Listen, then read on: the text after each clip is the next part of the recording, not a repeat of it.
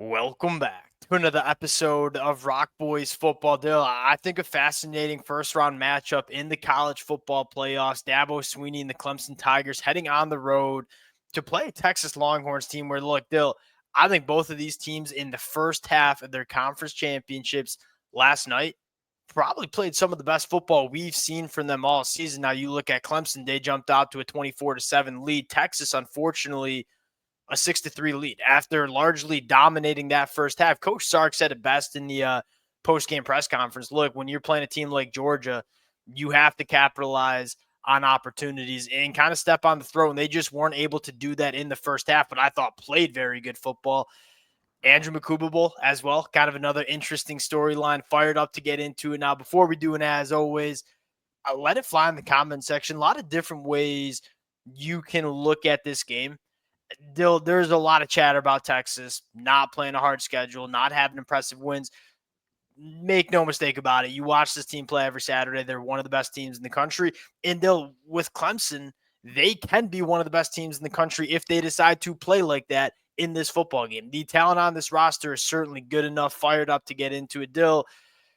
Without further ado, I want to start with this Clemson offense going up against the Texas defense. We say this every time we talk about Texas. Everybody wants to talk about Coach Sark, Quinn Ewers, and Arch Manning.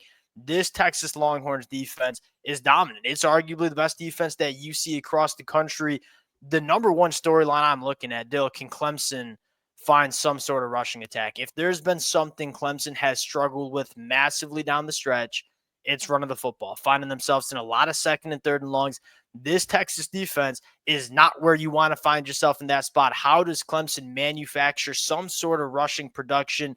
That's the biggest storyline. And it's not, to me, it's not go run the football for 250 yards. It's just run the football well enough so you can stay on schedule on offense. Very similar conversation we had when they played South Carolina. How do you think Clemson can do that against Texas front seven that's allowing only 3.1 yards per carry, top 10 in the country? Honestly, part of it's going to be on Cade Klubnik because I look at the way these running backs are playing. I don't think Phil Maffa played nearly a good enough game against SMU. Obviously, Jay Haynes goes down in that game. So I think a lot of that load is ultimately going to fall on Cade Klubnik because I actually thought he was carrying the ball well. I think that's something you can do to get something going because they really didn't just have their base runs. You will need to be creative because what we've seen from this Clemson rushing attack the last couple of weeks, and Phil Moffitt, there's a chance Phil Moffitt gets healthy for this game.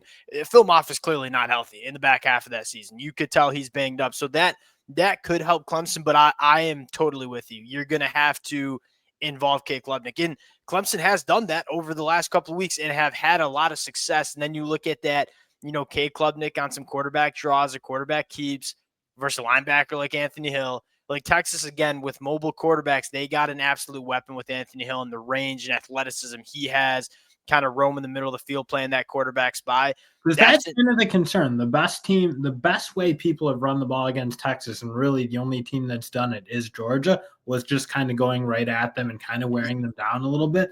I'm just looking at the way Clemson's running backs are running the ball. That, to me, is the biggest concern, is they're just not running the ball like a Trevor Etienne or like a Nate Frazier were in that SEC championship game where they were really physically just kind of grinding. Yeah, and Clemson's rushing attack with some of that counter, like you got to win on your down blocks if you want to pull your guards and tackles around. It is hard to move guys like Alfred Collins off the line of scrimmage. I mean, he's an absolute force.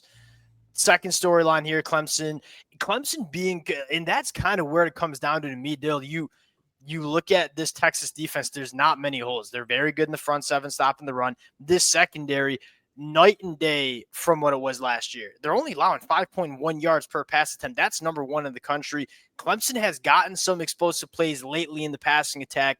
Can they find some against Texas? That's the question. And you got to feel like what we saw from the first half with Garrett Riley in terms of the creativity and the pre-snap motion, some of that misdirection, you feel like you're going to have to use that against Texas as well, because just running your straight offense at this Texas defense, it might just not be good enough. And honestly, Texas, again, as much as they don't give up deep passes, they do give up a little bit underneath. Yeah. They do allow a relatively high completion percentage. And one thing you can't say is Cade Klubnik is playing really well. He's been sharp. I think he's shown more of an ability to methodically march their way down the field. The issue was last year they weren't explosive, and Cade Klubnik was missing too many easy passes. He's not really missing those passes. Antonio Williams is playing at a really high level, and then you got a guy in Brian Wesco who can legit beat one-on-one coverage when he gets his opportunities relatively consistently. So I do feel like there's a path, at least for Clemson, more so than there would have been, let's say, last year, to just methodically work the ball down the field through the air, because Klubnik's playing really well. Yeah, he's been really good with ball placement and allowing his wide receivers to operate after the catch, which might be something that Clemson – look, there's two ways to hit explosive plays. One, it's just pushing the ball down the field. The other one is manufacturing some space, getting your playmakers the football, and letting them do the rest. That's something Texas does extremely well with Coach Sark. You feel like you're going to need to do that in this football game. Brian Wesco is probably one of the biggest keys. You feel like if Clemson finds a way to win this game and keep this one, I wouldn't say keep it close, but give themselves an opportunity on the road to win this one, you're going to need some game-changing plays from the true freshman youngster, Brian Wesco, who has given you those plays over the last couple of weeks. Last storyline I have, Dill, this Texas pass rush is legit, man. 9.2% sack rate. That's top 10 in the country. They can do it from all spots. I think you're looking at another true freshman and Colin Simmons coming off the edge. When Clemson's offense struggles, they're taking negative plays. You go back to that Pitt game, I believe they gave up 4 sacks and 15 TFLs. You might want to fact check me on the numbers, but the numbers are pretty damn high. If you're Texas, you're trying to manufacture some negative plays and keep this Clemson offense in those second and third and long spots where they really don't want to operate. They'll flipping the sides here. This Texas offense in the first half, I thought that was some of the best football we've seen from Quinn Ewers. You want to get back to that because you kind of lost it in the second half. And I personally think it starts with running the football. They were able to get creative and run the football against Georgia decently in the first half and then work some play action and kind of open up the deeper third a little bit. In the second half, they couldn't run the football. That kind of caused this Texas offense to really lack that consistency.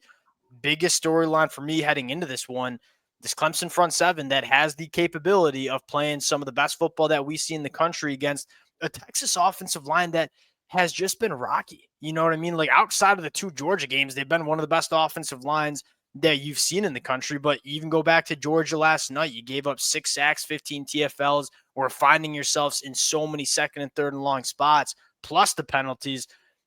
How do you see that matchup playing out there? And that really is the best avenue for Clemson to be in this game and give themselves a chance to win. It's about that defensive line because they have 2 legitimate first-round NFL talents. Yep. TJ Parker and Peter Woods are as good of defensive linemen at their respective spots as you'll see. You got guys like Demonte Capehart along. And so they're a good defensive line. And when they're playing well, like they were in that first half against SMU, I think that's where if they could really get after this Texas team, and if they don't let them run the ball, you've seen Texas not play good offense when they're not running the ball particularly effectively. Now, there's only a handful of probably front sevens in the country that can challenge Texas that way along the lines of scrimmage. Clemson's frankly one of them. Yeah, that's exactly what I was saying. Like Clemson, I think, is one of those teams that can challenge Texas and maybe even win that matchup. Monitoring the health of Kelvin Banks, and Trevor Goosby's he's been awesome. He's been damn solid, but like Kelvin Banks, there's a reason he's going to go top 10 in the NFL draft. The other really intriguing matchup, Dill, when you talk Coach Sark, Texas Longhorns offense at speed and space, Clemson towards the back half of the season has been rocking with the 3 linebacker set as their base defense. At times in third and longs, they'll bring in the nickel, take off the true freshman Sammy Brown. They largely want to stay with those 3 linebackers on the field, which 2 things. One, I can't blame them because they're 3 of the best players on this Clemson football team. Number 2, they're all hyper athletic linebackers. And so your question marks about their speed and space and coverage ability kind of gets mitigated. If they want to stay in that 3 linebacker look, can Texas get some of your playmakers out in space, maybe attack that middle of the field a little bit more? That's probably the other matchup that I'll be looking at here. Because Clemson's still a team that's really just tough to beat one-on-one on the boundary. And again, Texas, like in the first half, they were just playing well enough to have some of those shots. I thought Golden was playing unbelievably well. I do wonder if Victor Bolden's a guy they can work more into this offense. Yeah, Silas Bolden's a dude. Silas Bolden. Yes. Sorry about that, Bill. I wonder if he's a guy like you talk about having 3 linebackers on the field. Yeah. Well, then who's going to deal with him in the middle? He hasn't been a huge part of this offense for a good chunk of this year. Had a huge day, especially in the first half against Georgia, and looked really good. Looked like there were some things they can do for him to really attack the middle of the field and maybe get after those linebackers. I would throw DeAndre Moore into that category too. And it's like, hey, if you want to leave your 3 linebackers on the football field, well, go deal with some of these slot wide receivers. And then the question is, can they? And Clemson likes to play a decent amount of man covers. Now they went to a little bit more zone as they've had the 3 linebacker sets, but you kind of know you're going to get a lot of man coverage with a single high safety and some pressure looks. Can Coach Sark dial it up? Scheme up some man beaters? Because you're right. Avian Terrell, Ashton Hampton as a true freshman has been playing very good for Clemson on the boundary along with Jaden Lucas. That's kind of what you're looking at. And I think at the end of the day, Texas, when you get into the high red area or red zone, you got to score touchdowns. This is how you could maybe kind of separate in this football game. Texas probably should have been winning that football game 17-3 at half, but it was 6-3 because they didn't capitalize. And that was a problem at times for Texas in 2023. Now they've been better in 2024 in the red zone, but you kind of saw those problems kind of come to fruition. When you're playing a game like this, you got to put teams away. You got to score touchdowns in the red zone. That kind of is a obvious analysis from your boy there. Dill, let's get into the pick here. Texas 10.5-point favorites against Clemson at home. How are you feeling here?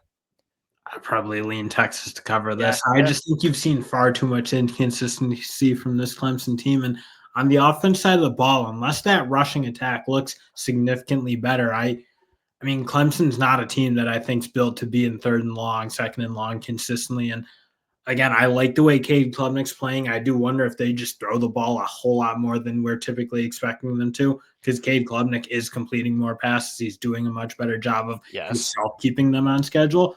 But, man, it's really hard to play against really good teams, and you can't be multidimensional. And the way I saw Phil Maffa finish that game out, the way I saw that offensive line finish that game out, and without really a serviceable backup at this point with Haynes going down, I think it's going to be a really tough. Well, one, I think so. I think Clemson keeps this one close. I'm going to take Clemson with the points here. Now, do I think they go on the road and beat Texas? No, I need to see 4 quarters of what we saw in the first half from Garrett Riley in this Clemson offense, because that was the best this offense has looked. Against an SMU defense that everyone wants to treat like it's a G5 defense, it's been a solid defense this year. They were scheming it up, hitting explosive plays. You said a big storyline, like the health of Phil Moffitt. Do we get to Phil Moffitt? And he's going to get 2 weeks here, Dale. Do we get the Phil Moffitt we saw in 2023 and to start 2024? Or do we get to see the Phil Moffitt that's kind of just been banged up and not himself the last couple of weeks? That is a huge question mark, because Clemson needs to find some sort of run game here. Give me Clemson to keep this one close on the road. I feel like this is a team that's, for lack of better terms, playing with house money. Like, 10-3 Clemson team probably shouldn't be in the college football playoffs, but you won the ACC. You're playing with a little house money. And this is a team that I think, from a body type standpoint, can hang with Clemson and hang with Texas, excuse me. And there's just not a lot of defenses in the front 7 that can deal with the Texas offensive line.